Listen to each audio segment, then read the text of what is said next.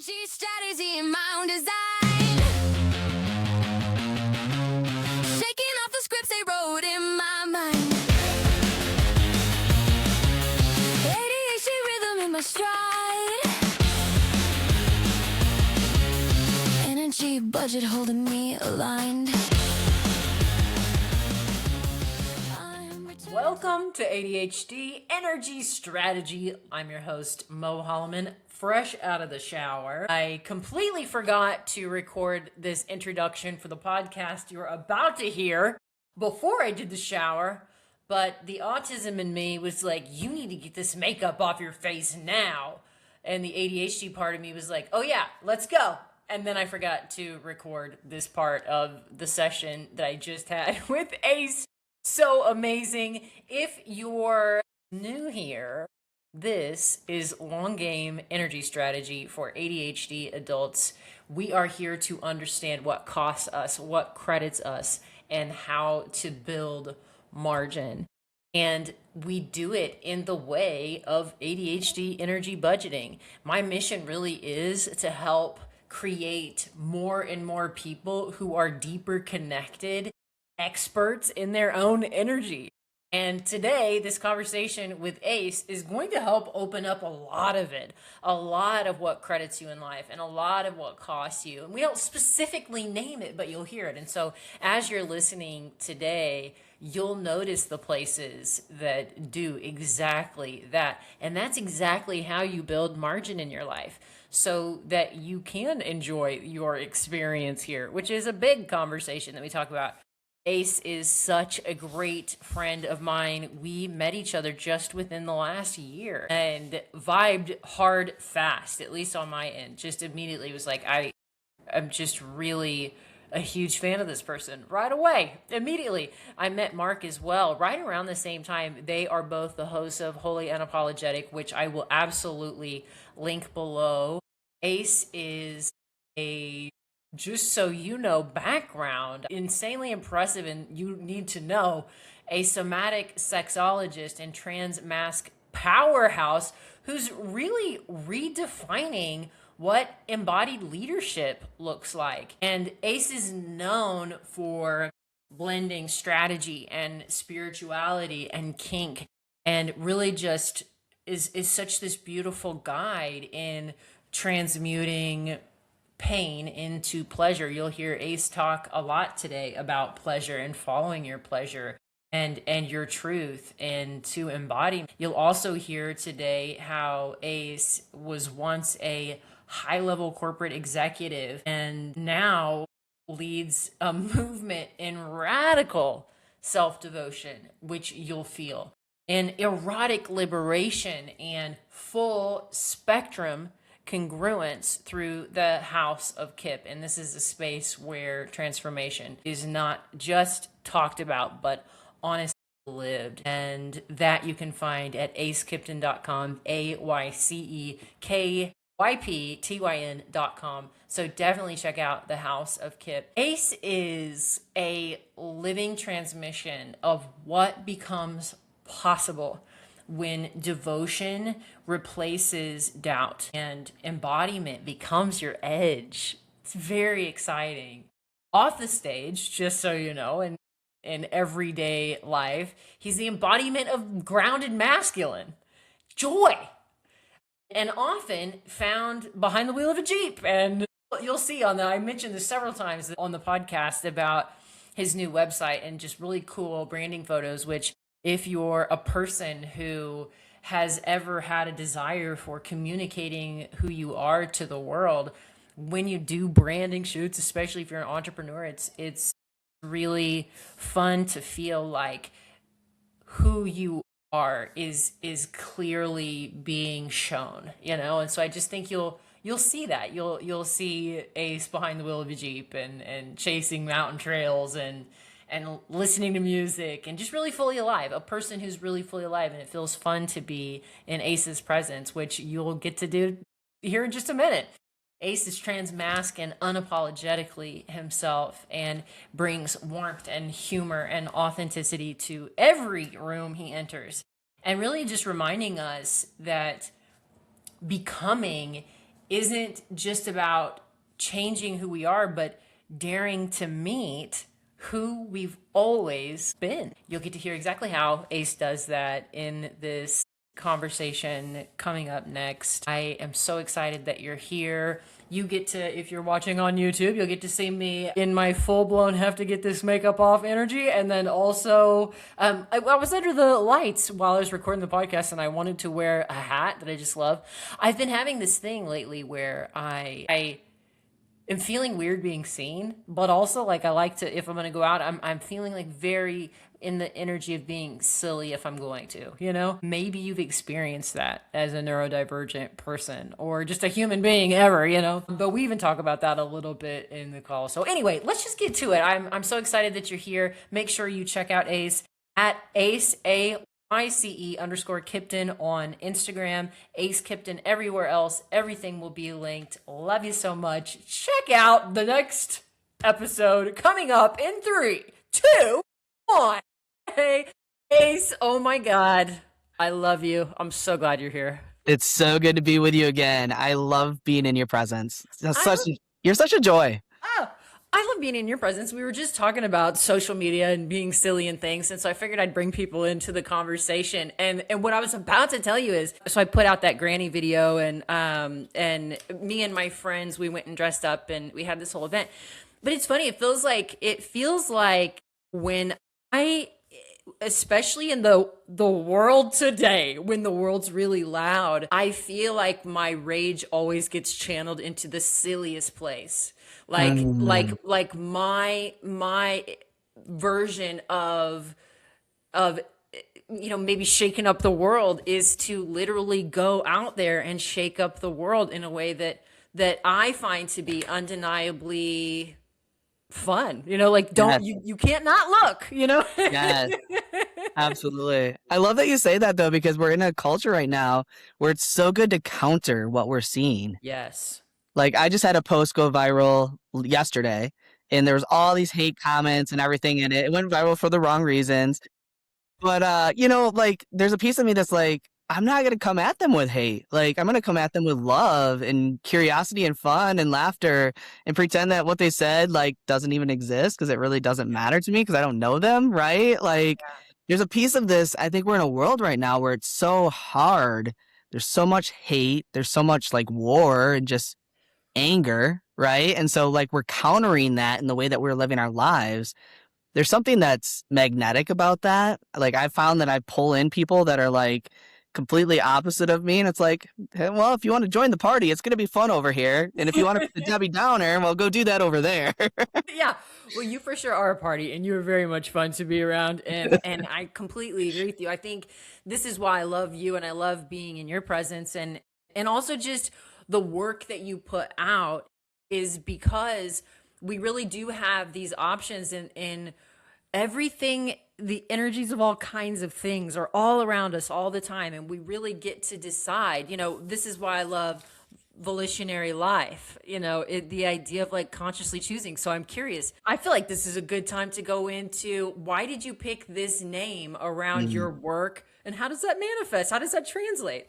Yeah. So you know my story. A lot of your listeners probably don't, but I was dying inside. I was living a life according to everyone else's terms. And there was a moment in my life where I was like, this is not working for me. I don't want to be who you tell me I need to be. I want to actually live and express myself the way that feels true and genuine to me. And it's my choice, right?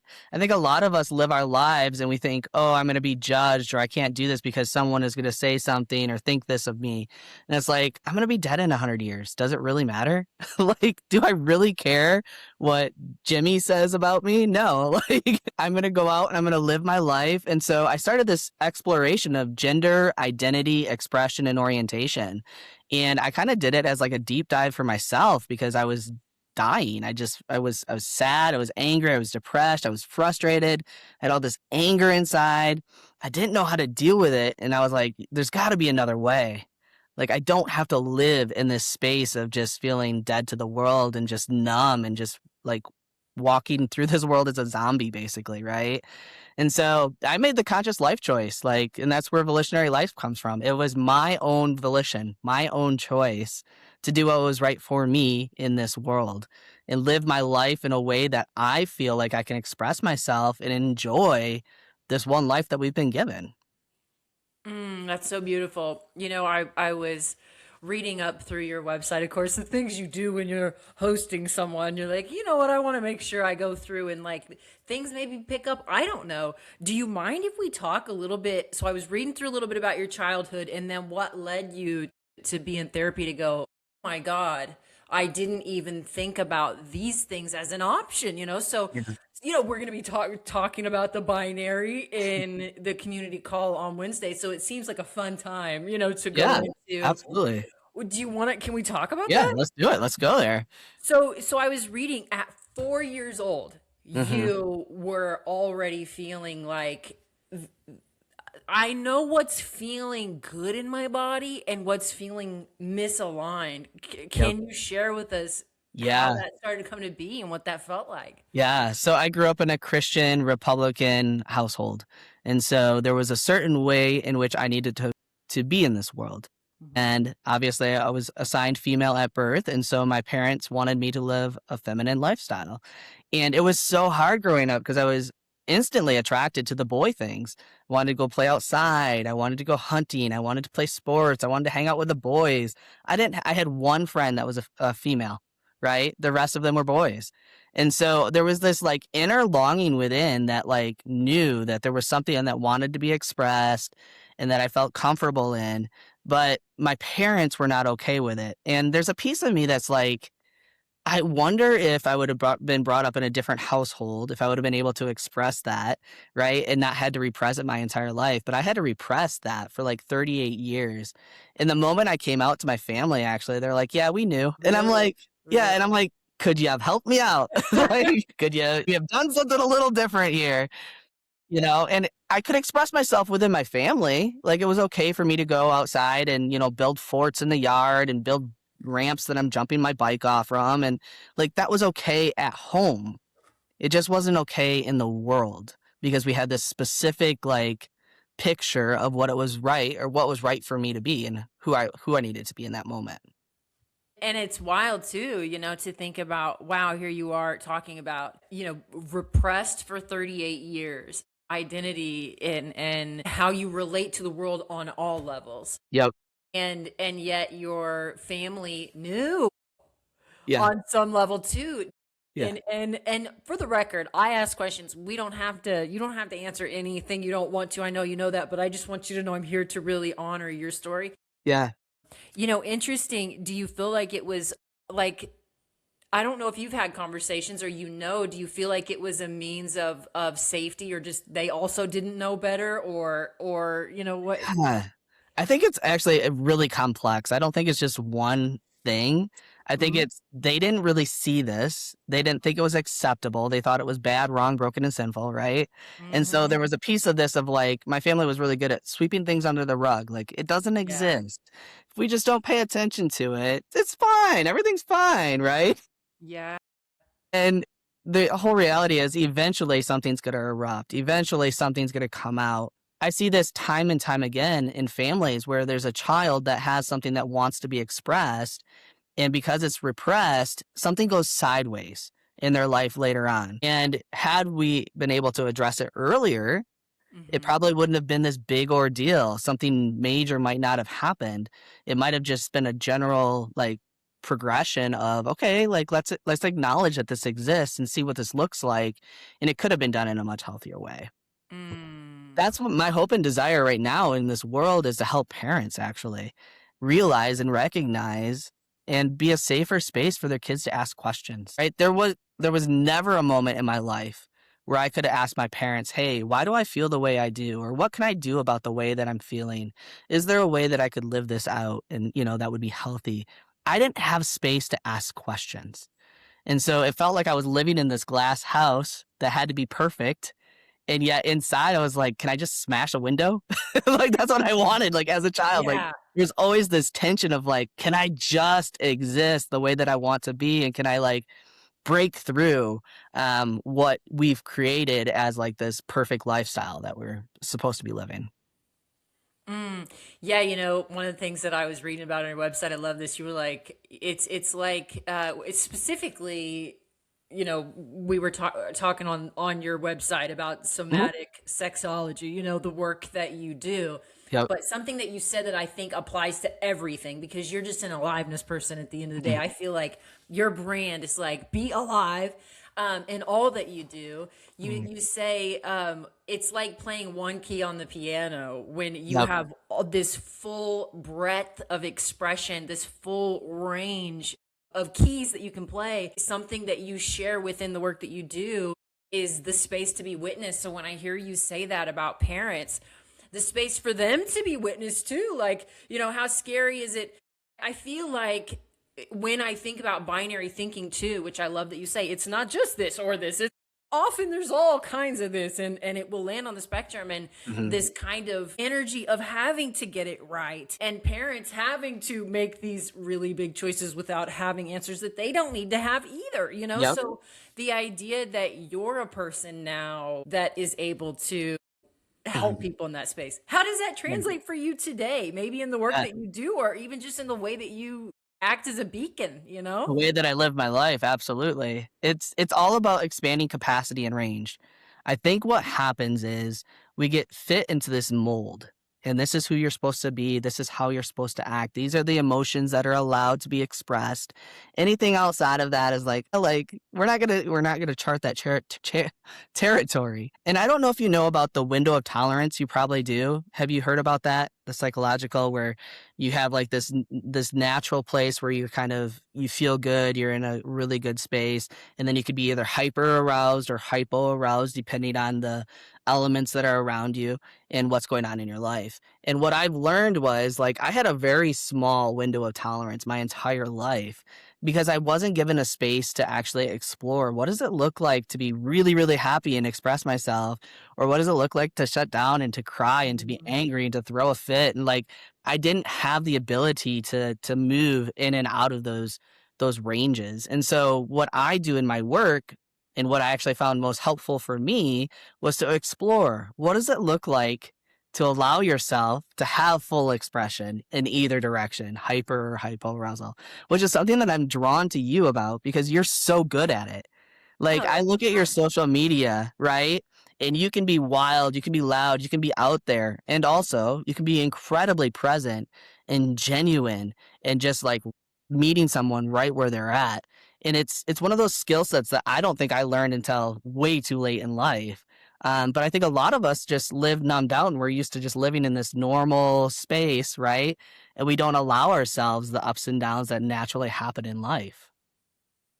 Wow, I am obsessed with this right now. This is really like awakening me to so much of what I feel like I see the numbed out experience of a lot of people that I know, places that I've been, and especially when I think I'm really horny about the idea right now of professionalism being such a control device in our every moment of showing up and existing, and having less permission to Mhm. really be who we are, because it might affect the way we are able to provide for ourselves. And so I think it's all kinds of things that we could talk about. But right now, I'm like, I feel like professionalism is such a control device, especially with, I coach any human being. I tend to coach more women. And so right now, the women that are in the space that I'm in, the cis women that I'm working with,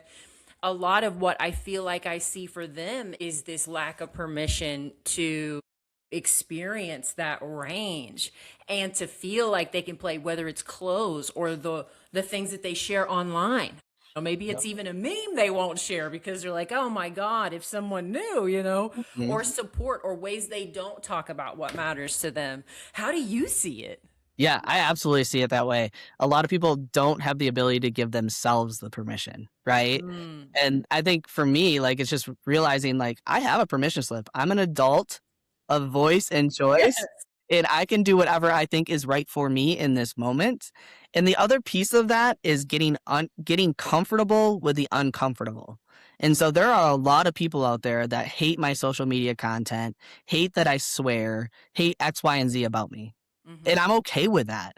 Like, can we sit in the fact that that makes you uncomfortable and why is that? And can we have conversations around that? Like, is it programming that you've had in your life where it's been unacceptable for you to do X, Y, Z? Well, what's the Yeah. reason behind that? And is the reason for you, like for your safety, for what's best for you, or is it for somebody else's? And does it really matter? Like, are you keeping yourself from expressing things simply because you think that it matters to XYZ, but in all reality, it really isn't that big of a deal. You could Mm. actually do what you want to do. And so what I love is getting into those uncomfortable spaces and actually staying in the fire with people and being like, "Hey, you know what? You said something to me the other day. It kind of rubbed me the wrong way. Can we have a conversation about this?" Like the human experience, right? Of like, "Hey, like I know you probably didn't mean to hurt me through this or you didn't mean to, and can we sit there together and can we talk about how awkward this is, how uncomfortable this is, how painful this is, and actually like traverse that human experience in our lives and actually come together in those spaces?" That's a big deal for me, especially in professional spaces. I work with a lot of people that are, multimillionaires, and they're not used to having the language in which I speak because I'm a somatic sexologist, right? And so it's like, can we have conversations about how uncomfortable you are about this and the reasons behind it?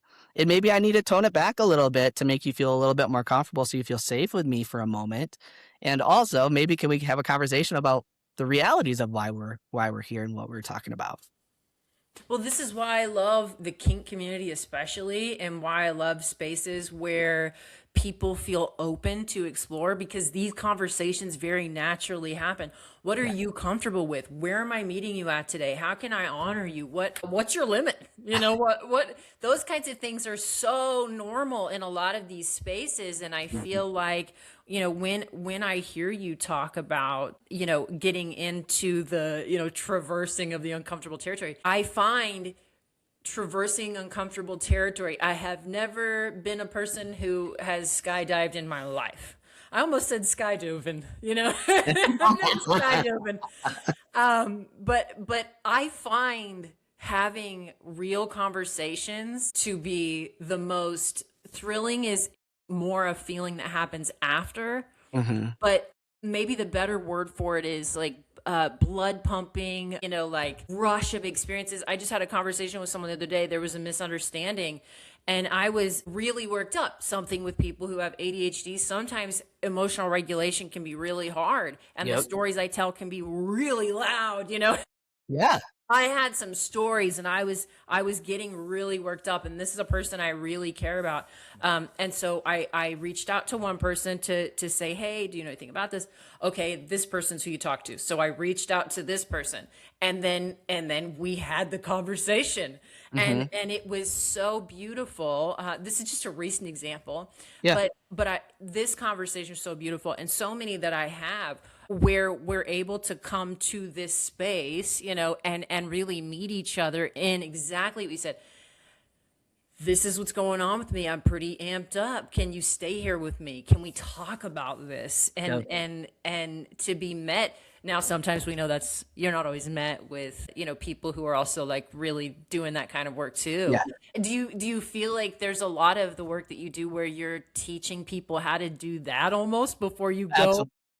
Absolutely. Yeah. I have a lot of conversations about this exact thing with especially couples because I think what happens is we get into these routines and into these like normalcies, right? Like this is normal for us. This is the normal way in which we communicate. This is how we, do life. It's like we're roommates, but yet we want more aliveness in our relationships. And so this is one of those spaces where it's like, all right, let me teach you how to actually meet someone in this space and recognize, there's something called Betty Martin's Wheel of Consent. I don't know if you've heard of it. Mhm. It's a really great tool, but it's like, who is this for? And sometimes you need to have a conversation with someone like, hey, can you just hear me right now? Like, I genuinely care about you and I understand that, we need to talk about whatever it is over here, but can we have a conversation right now just about me? and what do I need or want out of this relationship or out of this conversation. And a lot of times just clarifying like who are we having this conversation for is helpful. You can also do something called dyads where you ask questions and you uncover like what is somebody really genuinely wanting in this experience. So there's a lot of exercises that couples can do with each other if they've never explored healthy communication with each other and actually meeting each other in that space where our nervous systems are regulated well enough. We're not hungry, we're not tired, right? We're taking care of ourselves and we can go into a conversation from an adult mind and actually genuinely cultivating what arises for both of us in that conversation.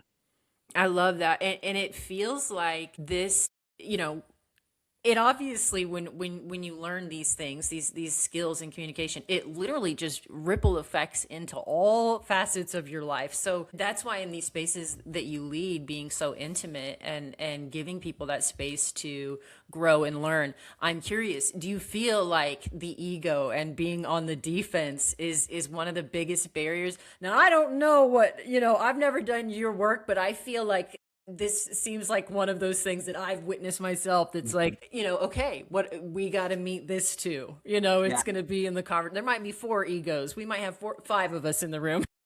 Absolutely. That's definitely a barrier for sure.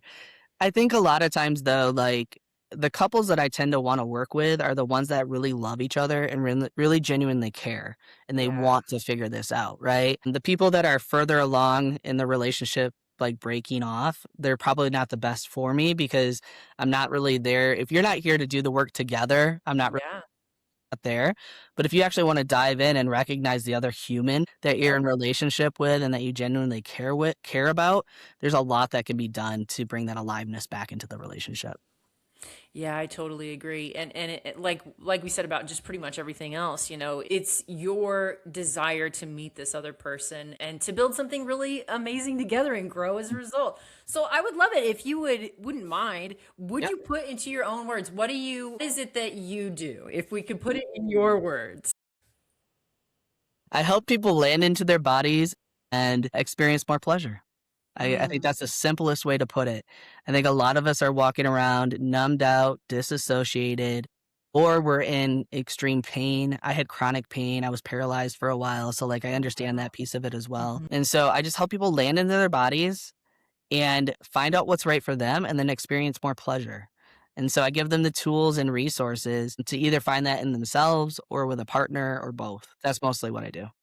Yeah, and it seems like with what of course, I keep referring back to your website because it's so great and you have all these new pictures. And so I'll be linking it below. So I really want to just keep plugging it because I think everybody got to go check it out. Something that you mentioned is there is also the ability for people to be able to say out loud, maybe for the first times, some things that they want out of life. Yep. And what do you feel like you witness the most? And maybe it's not just one thing. Maybe it's more of like a theme that you notice of people again giving themselves the permission to say these things. Like, am I allowed this? Uh-huh. Yeah. So everybody's story is different. I mean, I can go back to my story. I think that's the easiest place to start in the fact that like I had all these raging desires and I had no idea what to do with them. Right? I wanted to present masculine and I didn't know how to go about it. I wanted to have a healthy sexual life. I had no idea how to get it. And so what I do is I offer space for people to say out loud for the very first time, I would like to experience XYZ. Mm. So I work with a lot of late in life virgins. I work with a lot of gender curious people. So there might be like a lot of men will come to me that they're fresh out of a marriage, but they're actually bi or gay. And so they want to learn how to explore some of those curiosities that they have. I work with a lot of midlife women who just don't feel safe in a masculine presence. And so they can't get into their body because their mind is making up all these stories of things that have happened in the past that are true. It really probably did happen to them. But how do they get into their bodies and experience pleasure in a masculine dynamic? And so, I mean, I work with a wide range of people, but really it's what longings do you have? What desires do you have that haven't been expressed and that you'd like to explore and see if, that might be right for you. For some people, we realize that it might just be a fantasy. and you actually don't want to do whatever it is that you think you want to do. And so we explore that too of like, is it better to keep it a fantasy and like to keep that hot and juicy? Do you really want to explore this? Well, if you do, this is how you go about getting those needs met. And so it's just a really fun space. Start every time I work with a client, that's the question I ask them. Like, what are you longing for? What are you hoping for? What are you desiring? In a year from now, what would your life look like? And then I give them the tools and resources to go out there and get whatever it is that they desire. And a lot of times it's in really taboo spaces, right? Where it's like, I can't tell anybody this. Like, nobody could ever know. And it's like, oh, I've actually heard that from 3 other people in the last year. Like, you're not the only one that has that desire. Like, it's a very normal, natural thing for a human to want. So let's get rid of the fact that you're not supposed to have this. This desire exists. So let's express it and see what's there for us. Yeah, this is the really fun part for me about coaching too, is those moments where someone comes and says, okay, I'm gonna, sometimes whenever you start coaching, you think it's about one thing and it's like, oh, here it is. Here's what this is about, not that everything, but like a big gateway. Like, we're finding these moments of major transformation where people are actually now able to say out loud, like, this is the thing I'm curious about. And how fun is it to be met in that space with, oh my gosh, how normal. It's so normal. This is fun. Cool. Okay. Yeah. Yeah. You want to play around with some options? Like, let's talk. That's so fun, and so beautiful to have a coach who's able to meet you in the space of, I promise you're in such good company with so many people, and this is not weird. And I find with ADHD coaching and working with my clients, there are a lot of things. There's so much shame that exists and permeates through all things, And so especially with my clients who are experiencing symptoms of ADHD, ways that they've masked who they are so that they feel they'll be more seen, appreciated, if we want to go back to professionalism, promoted, if I'm the way I am, then all these things go away, or maybe the acknowledgement of the thing that you are really desiring, the fear of, if this enters my life, do I lose all these other things? Or is this the beginning of everything that changes me? And what does that mean? It's like, it's all very scary. And so I love what you say. And this is something I say to my clients a lot too. All we're doing right now is you saying it out loud, and we just let it breathe. That's a really great place to start. And like you said, you may just need to know that's not what you really want. Or maybe you're like, oh my God, this is it, and that's really, or maybe you're like, I don't know, give it some time, But again, the idea of like, there's such a spectrum of, let it have some room and just let the possibility exist, and trust yourself with it. Get back in your body, Yes. How do you go about, like, okay, let's say a person's like, what does that mean exactly? What does it mean to be embodied? How did there are a lot of, especially with neurodivergence, alexithymia, people who relate to their feelings in different ways. So I'm curious what your approach is, unless this is top secret, It's not top secret at all. So what I like to say is the mind is consistently lying to us. I think a lot of us have a mind that's telling us to do X, Y, Z, and we got all these different things that are thrown at us all the time. And it's not always necessarily true. We believe a lot of lies. We have a lot of limiting beliefs that we're constantly thinking and cycling through our minds. And so what I help people do is drop into their bodies and explore the sensations that are arising.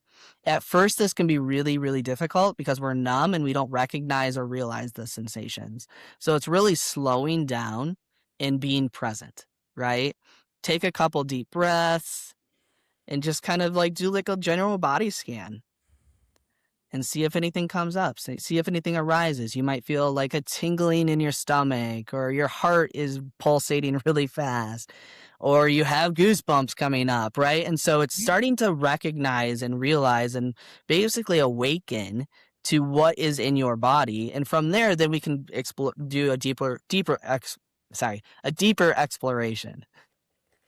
Yeah, I love that. The idea too of just, witnessing what's going on in your own body and feeling into, like for example, when we ask the question, what do you desire in life? What happens when you actually start thinking about it? For me and my clients, I think what's so fun is when we start talking about how do we want to label stuff though? We know what we've been told this is or this is. And we know that, like for example, I have a client who the other day, she says things a lot like, I got pregnant and I dropped out of high school.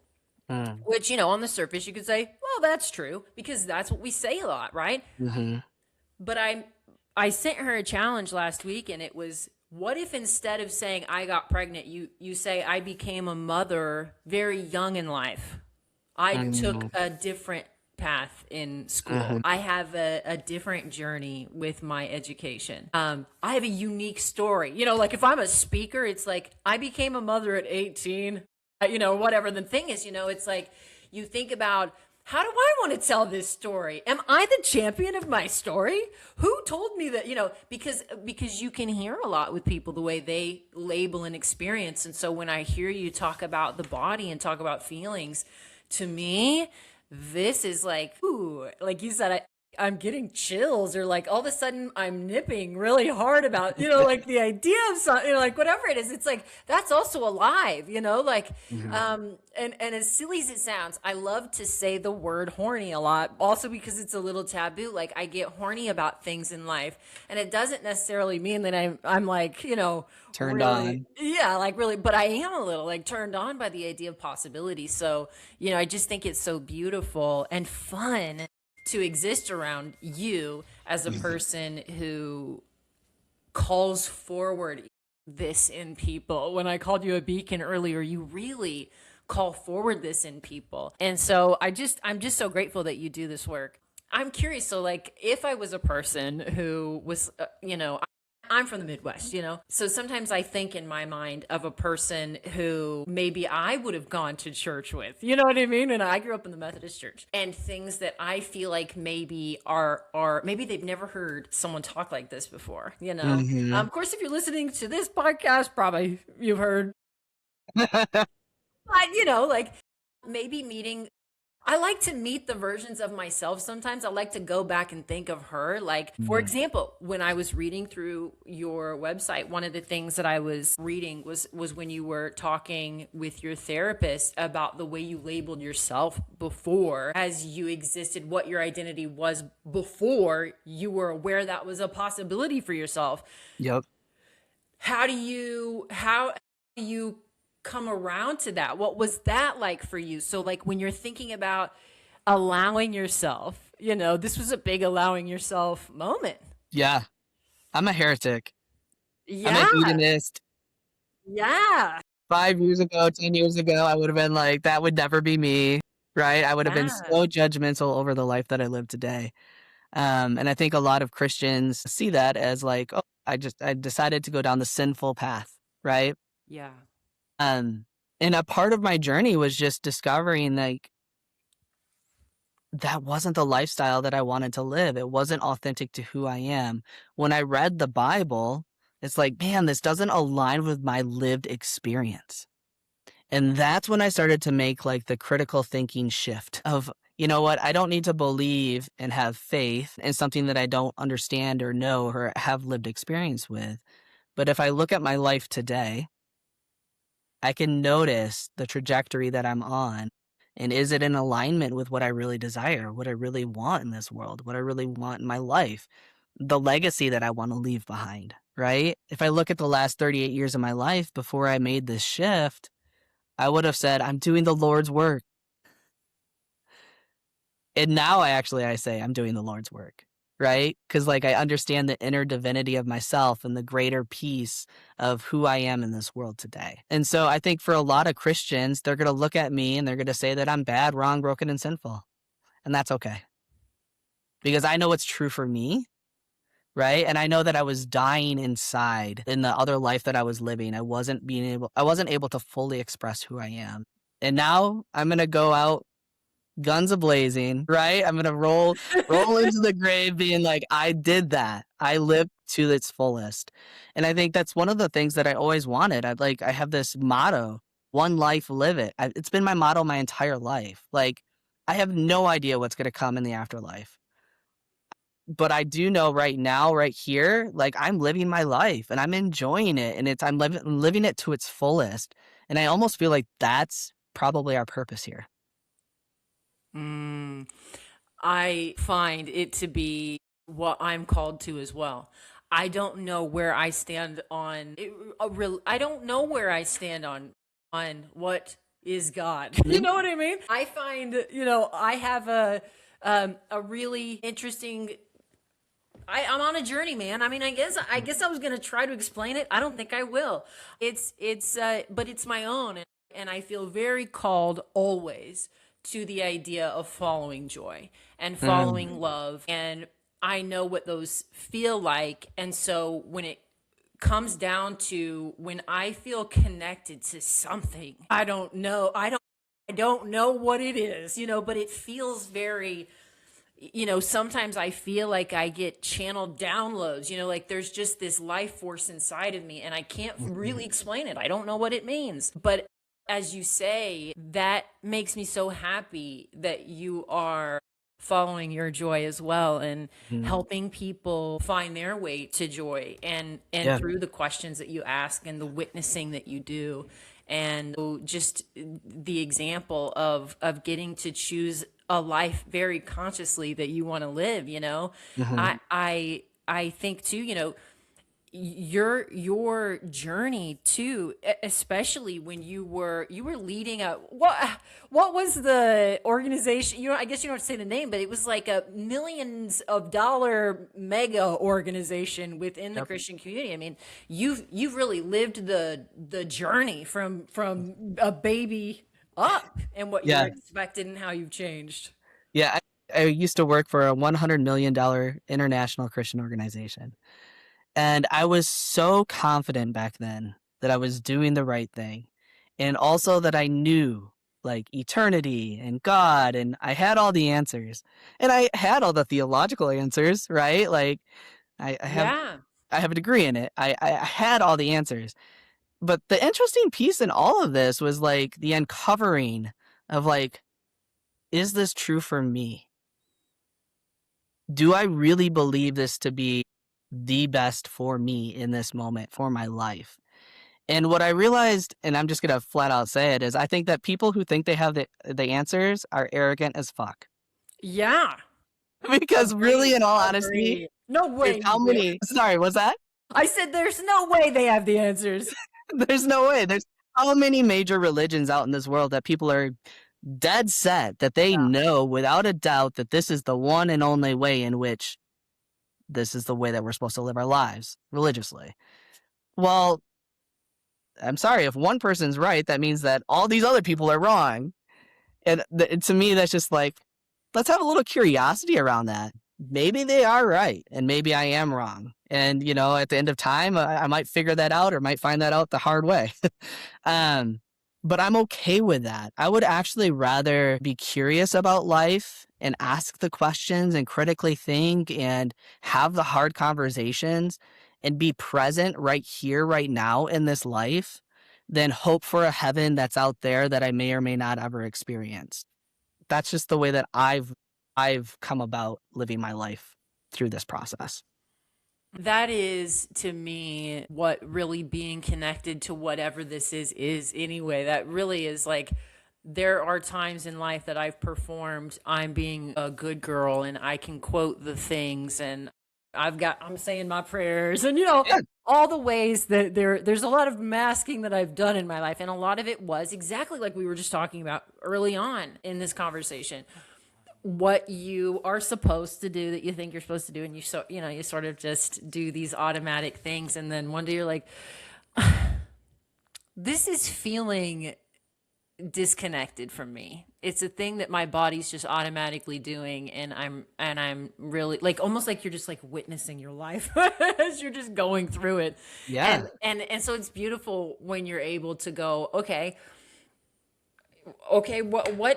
what do I want and what feels good to me? And the more that you go toward that good feeling, the more good feeling that you have.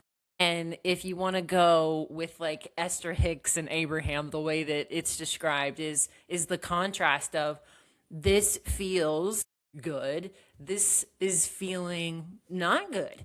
Mm. And that, especially when you think about embodiment, is such a simple place to start. And even when you're, I'm sure, not to assume you're working what you're doing, but with clients, the idea of follow what feels good and less of what isn't for you, so that Yeah. you can have more time being in what is for you, which means you get to explore that territory even more. Where, what else, like you talk about terrain, being the adventure guy and the Jeep guy. I mean, you're ready to go rocket launching over terrain. Yes, absolutely. Well, and I believe that's what life is all about. I Yeah. think we miss out so much on the journey of life simply because we don't want to see or aren't willing to, check out something new or try something different. We're in this well-worn path and we're used to it and it's comfortable.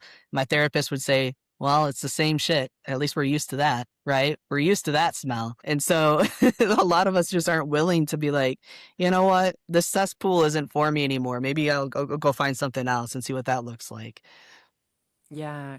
And just gives you the opportunity to get to experience all of what is here, the idea of what we talked about earlier, that like more of what you do want in this life, and therefore more people who are connected to things that are similar, where you feel less in spaces where you're having to explain yourself or feeling kind of guilty or shamey about this is who I am. Why does nobody agree with me? Feels really good to let yourself go and explore what is it that I desire, so that I may Mhm. go and be around people that are just like, yes, we are here for this, and support you to do more of the things that you love. And how do you find that with even yourself? I mean, I know you told your story 1,000 times, but it's such a powerful moment when you especially start connecting with the people who are your people. Can you speak to that? Yeah, absolutely. I mean, that was a huge part of my journey, right? Finding my people. Because I only knew the Christian lifestyle for the first 38 years. And so I intentionally went to go find a therapist and a sex coach and a doctor who had very differing viewpoints as me. In fact, like 10 years ago, I would been like, man, I would never be best friends with these people. I would probably not choose to hire them or have conversations with them because they had polarizing ideas of what I thought was right. But it was actually really incredibly important for my journey to put myself into spaces that were uncomfortable with people who had different life stories and life experiences so that I could understand the life that I lived was a very small percentage of the life that everyone else lives. And so I had a very narrow worldview of what was right and acceptable. But the moment that I expanded that and I found my people and I could have these conversations, it's like, oh, wait, there is another option. I could live my life a different way. I don't have to fit into this box. I can actually choose to do something different. Another piece of this is like, I think a lot of listeners probably don't know a trans person, right? A lot of your listeners may or may not. A lot of the general world has no idea what it's like to eat a meal with a trans person and actually hear their story. And so a huge piece of this, what I get really excited about is like, be really intentional about meeting people that are outside of your bubble and that don't necessarily fit into your cultural norms. Learn or get to hear their story, learn what it's like to live their life, and it gives you a broader aspect or a broader understanding of what it's like to be in this world. And the fact that like we all have differing life stories and life experiences, and there's something actually really beautiful in that. And so if we can just sit across the table from someone that looks different than us, that has a different culture, a different religion, it actually can be really expansive for ourselves. Yeah, it's so true. And just speaking to the idea of going into spaces that may be different and experiencing people maybe. I especially love the idea of what kind of cultures do I not know about? What kind of, people exist doing things I've never heard of, like that is so exciting to me. And I'm from Kansas, so hot topic, especially thinking about the idea of this. I don't know what to call it. This hate that's coming out of our government spaces and control of people by parties who say they're about less control. And yet here we are, trans people in Kansas just lost their ability to drive. And so to think about being a person who, I was born in Kansas, have said for most of my life. I remember my preschool graduation, we were singing, I'm proud to be an American, because at least I know I'm free. It's like there's all these things I thought we were about that we're not being about, and it's just a shock. And so, especially when I think about when I think about the physical spaces I've been in, the schools and the churches and the homes, and I think about the bars or whatever it might be, and when I think about the states and the country and all these spaces in that way. And again, when we talk about labels and we talk about the binary, it's either this or it's this, whatever else it might be, that we say we're this and we don't live this.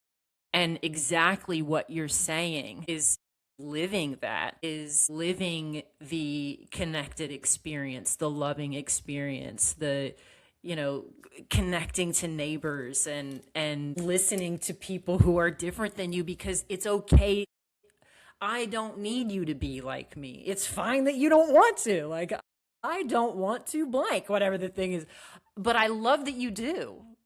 And I want to hear about it. You were just sharing with me, not with me. So this was a story of yours. It feels very much like it's just me and you there. So I felt like it was just us.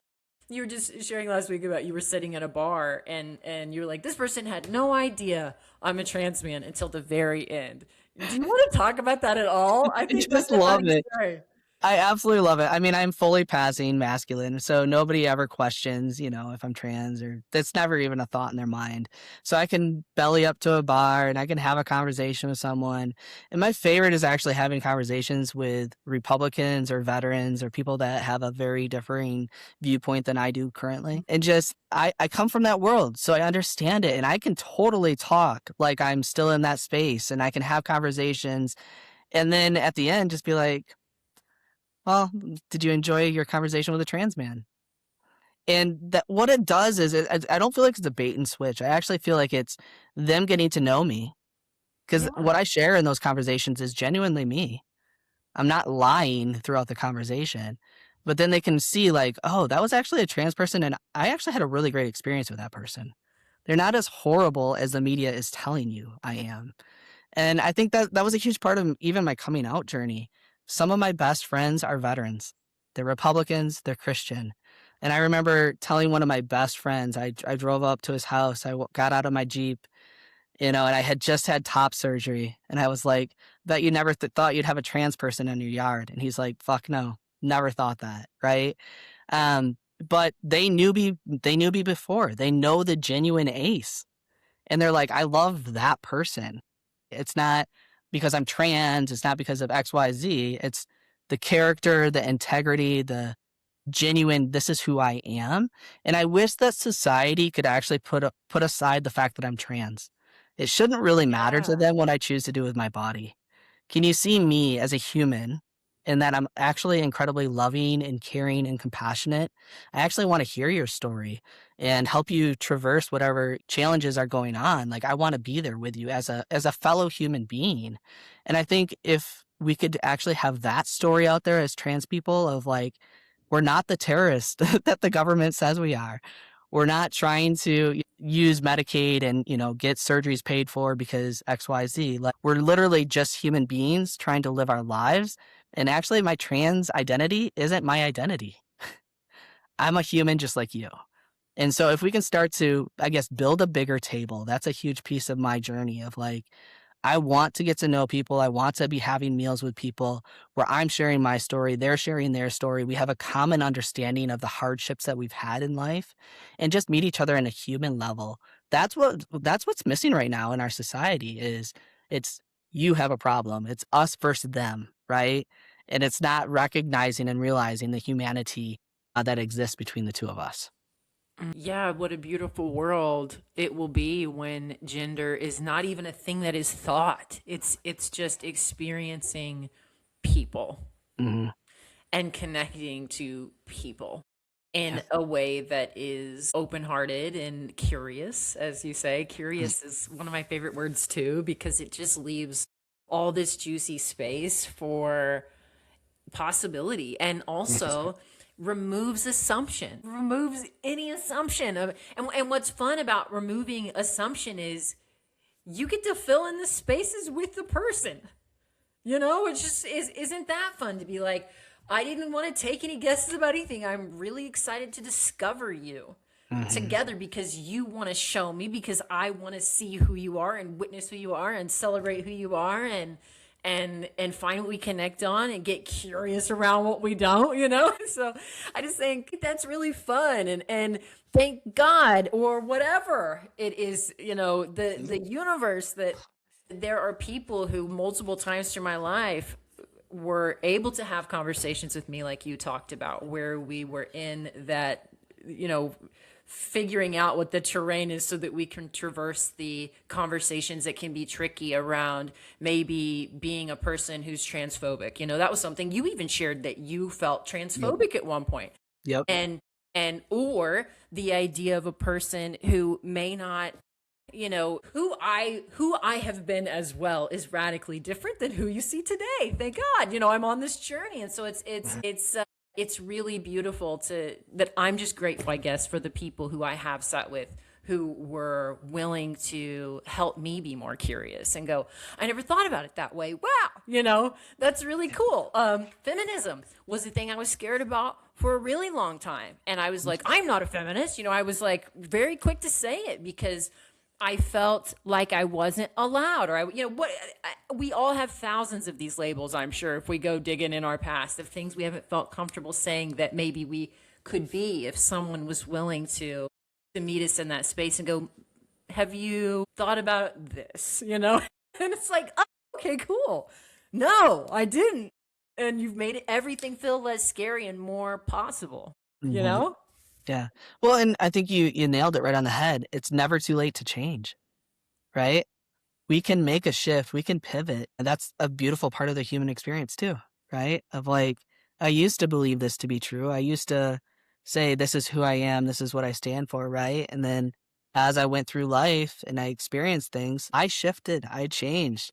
And I think that's a beautiful piece right now that I think some people are recognizing and realizing, like, I have the ability to make a change if I desire to. If it's not in alignment, if it's not in congruence with who I am or who I want to be, I can make those shifts. You don't have to stay stuck in the pattern that you've always known to be true.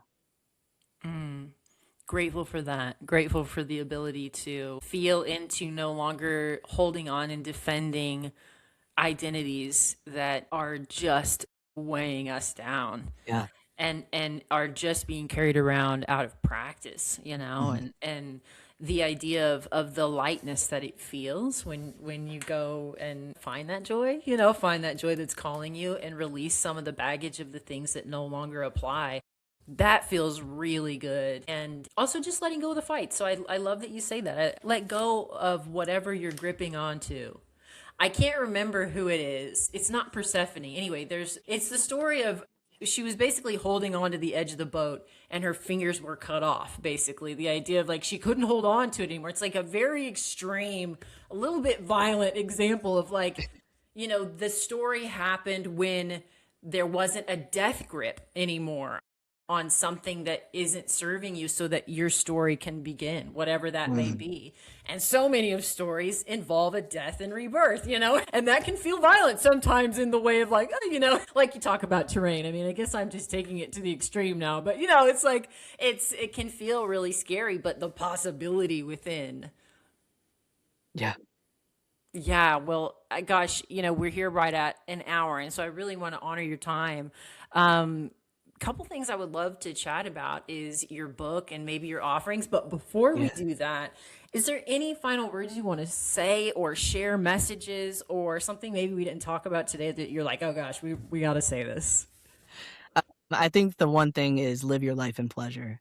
A lot of us know pain. We're very well traversed in that. But like you said, finding the joy, finding the pleasure, finding the warmth, the humanness, the happiness that can be there. And that's something that I'm really excited about trying to find in my own life and helping other people find that place too. And you are so good at it. Even we got to make sure everybody knows your socials, because I was going to say, even if you're not actively being coached by Ayce, which you can be, and I'll link everything below, if you're really feeling fired up about the idea of what you desire and how to explore that, I will absolutely link all that below. Following you on social, though, is a really great way to just get ignited and to watch someone else live the example of what we're talking about here. So could you tell us your handles and all those things? Yeah. So the content is not always PG. So just a heads Okay. up. Okay. Thank you for the lower my, now everyone's gonna be like, for sure following. That's the little perv in me that's like, ooh, juicy. Yeah. So my handles are Ayce Kyptyn. And so you can find me under, TikTok, Instagram, Facebook. And you can also go to my website, acekyptyn.com. And yeah, just Amazing. be prepared to see something that you don't normally see on other people's sites. It's not your general social media platform.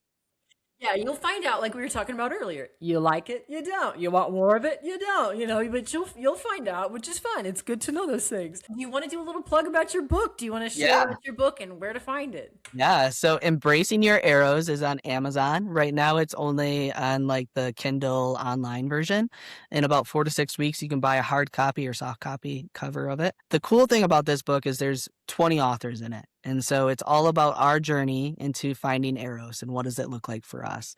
It is a bestseller. We hit multiple categories within 24 hours of the book being released. So it's one of those books that is very hot right now that a lot of people are really enjoying. We go there as authors. These are conversations that you don't usually have unless they're behind closed doors. And so you really get a front row seat into what does it look like for other people to explore their Eros and the failures and also the joyous outcomes of what does it look like to go after the life that we want. Well, I will also be linking that below. So if that sounds good to you, definitely check it out. I'm just so glad that we had a chance to chat today. I love you. I value you. Thank you for allowing me, by the way, to be in on your branding conversation. All Absolutely. your new pictures. You have all these beautiful new pictures, so everyone's going to get to see that. I'm just really grateful to know you and glad to get to be a person who sees you and follows you as you call me forward. You really are that person for me. So I just want to say thank you, and thank you for being here today. Yeah. I feel like you're one of those people, iron sharpens iron, to use a biblical quote. Really, in all honesty, like I really value your perspective on life and also the changes that you've made over the years too. And just watching your life transform over the last year or so of knowing you has been really, really fun to see the joy and exuberance that you bring to this world. It's incredibly colorful. Like I think a lot of us live in black and white and you're like, fuck no, I'm going to do the full spectrum. And that's what I love about who you are and how you express yourself in the world. So I just want to say thank you for being such a fun person to be around. I love your energy. That is honestly the greatest compliment ever. That is so nice. Thank you. Well, you make me feel fun. You make me feel like, life. You make me feel horny for life, Ayce. Yeah, maybe I'll use that. Clipped. I'll pay you later. Okay, yeah. Well, thank you everyone for listening, and that is all for me and Ayce today. Energy, strategy, and my own design. Shaking off the scripts they wrote in my mind. ADHD rhythm in my stride. Energy budget holding me aligned.